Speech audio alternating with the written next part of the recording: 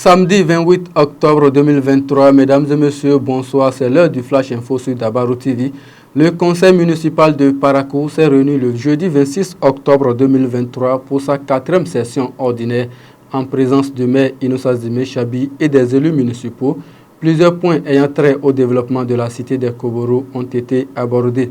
L'étude et la validation du budget primitif gestion 2024 est le point qui a plus retenu l'attention des conseillers. Ainsi, plus de 3,8 milliards de francs CFA ont été validés pour répondre aux besoins des populations de Parakou.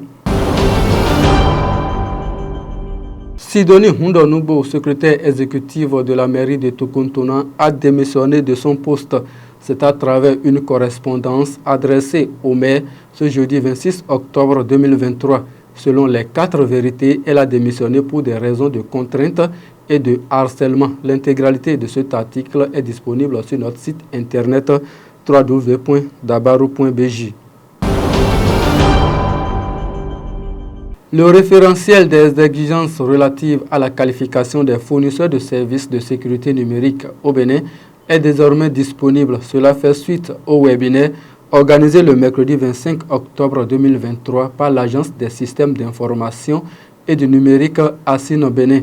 À cette même occasion, l'organe de contrôle des prestataires de services de confiance électronique a ouvert des demandes de qualification au profit des fournisseurs de sécurité du numérique.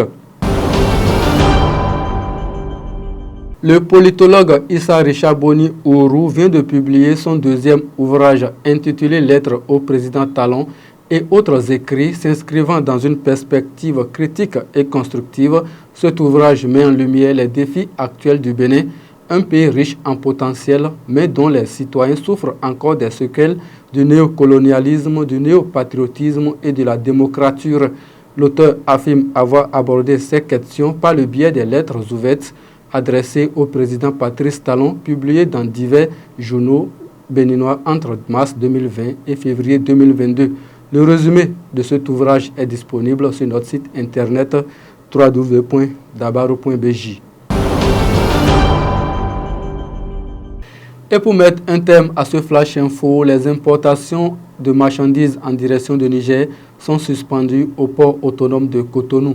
Ceci pour des raisons d'ordre opérationnel et de congestion.